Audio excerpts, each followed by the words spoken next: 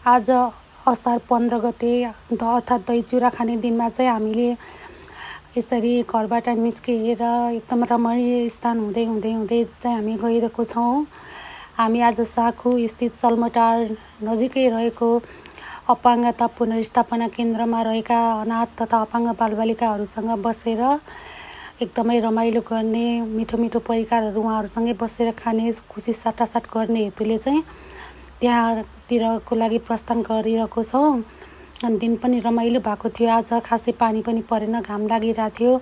अनि हामी त्यहाँ पुगेर खानाहरू, ती बच्चाहरू हामी आउने बित्तिकै उनीहरूको मुहारमा देखेको खुसीले चाहिँ हामीलाई पनि एकदमै धेरै खुसी हुनको लागि चाहिँ हौसला प्रदान गर्यो। हामी पनि धेरै खुसी भयौँ होइन। उहाँहरूले पनि हामीले लगेको परिकार चाहिँ एकदम मिठो मानेर खाँदै हुनुहुन्छ, खाइरहनु भएको छ। कोही बच्चा बच्चीहरू चाहिँ गीत गाइरहनु भएको छ, कोही नाचिरहनु भएको छ, आफ्नो आफ्नो सुरमा हुनुहुन्छ उहाँहरू चाहिँ। हामी चाहिँ बुवा, मम्मी, म अनि त्यस पछाडि मेरो साथी त्रिवेणीको मम्मी अनि सानो भाइ सासुत पनि हामीसँगै गएको थियो। अनि उनीहरू यहाँ चाहिँ हामी चाहिँ आजभन्दा 1 वर्ष अगाडि पनि गएको थियौँ। हामीलाई उहाँहरूले चिनिराख्नु भएको रहेछ।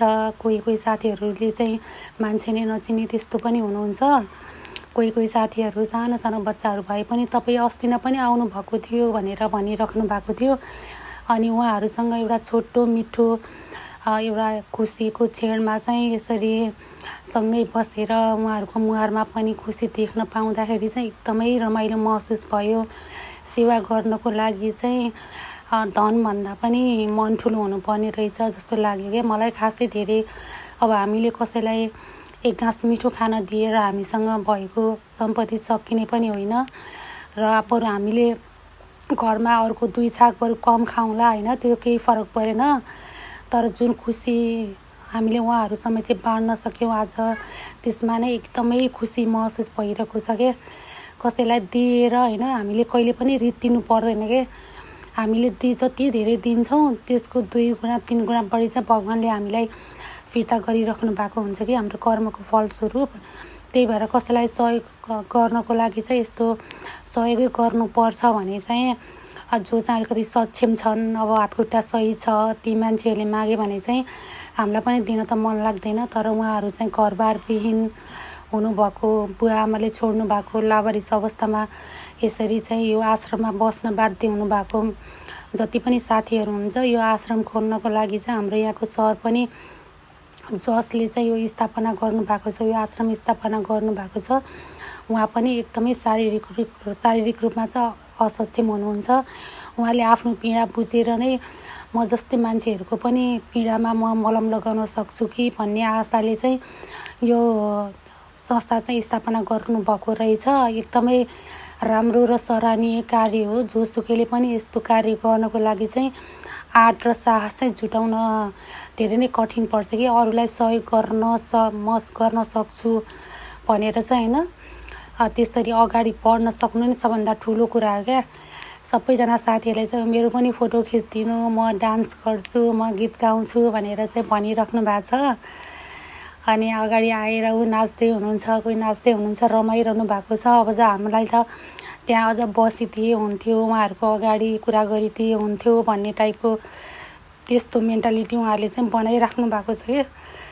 खुसी उहाँहरू हामी जाने बित्तिकै यति धेरै खुसी हुनुभयो नि, त्यो खुसी देखेर नै हाम्रो मुहारमा पनि धेरै खुसी आएको के अरे महसुस भएको थियो क्या। त्यही भएर चाहिँ खुसी भनेको चाहिँ हामीले बाँड्यौँ भने अब अथवा हामीले कसैलाई केही दियौँ भने होइन, फिर्तामा पाउने जुन एउटा खुसी छ त्यो एकदमै बहुमूल्य उपहारभन्दा कम हुँदैन क्या। त्यो चाहिँ सबैभन्दा बेस्ट पार्ट हो जिन्दगीको।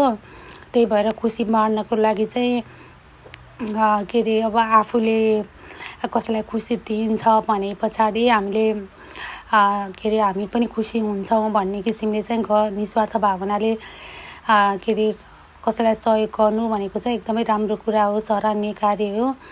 अनि त्यस पछाडि मेरो बुवाले चाहिँ होइन आज चाहिँ 15 गते सबैजना त्यहाँको बालबालिकाहरूसँग मिलेर हामी दही चिउरा खानुपर्छ सँगै बसेर भनेर प्लान बनाउनु भएको रहेछ। अनि त्यस पछाडि त त्यही अनुरूप चाहिँ हामी पनि उहाँको पछि लागेर सबै कुराहरू अर्गनाइज गरेर चाहिँ अनि त्यहाँ गयौँ। त्यहाँको बालबालिकाहरूसँग कुरा गऱ्यौँ, उनीहरूसँग एकछिन रमायौँ होइन।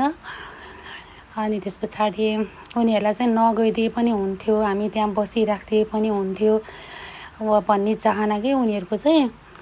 अनि कसैले चाहिँ म यहाँ लडेर मेरो हात भाँचियो, यसरी लडेँ भनेर देखाइरहेको छ, कहाँ लडेँ भनेर नि देखाइरहनु भएको छ उहाँले चाहिँ। अनि त्यस पछाडि सबैजना एकदमै खुसी हुनुहुन्थ्यो। अनि हामीलाई चाहिँ यसरी सेवा गर्ने मौका दिनुभएको सबै मान्छेहरूलाई, जति पनि असहाय बालबालिकाहरू हुनुहुन्छ उहाँहरूलाई चाहिँ एक ठाउँमा राखेर हामीलाई पनि यसरी सेवा गर्ने मौका दिनुभएकोमा चाहिँ यो संस्थाको संस्थापक सरलाई चाहिँ धेरै धेरै धन्यवाद पनि दिन चाहन्छौँ। त्यही भएर म भन्न चाहन्छु, सेवा नै सबैभन्दा ठुलो धर्म हो। सेवा गर्नको लागि चाहिँ धन होइन, धनभन्दा पनि मन हुनुपर्छ भनेर म महसुस गर्छु कि म चाहिँ।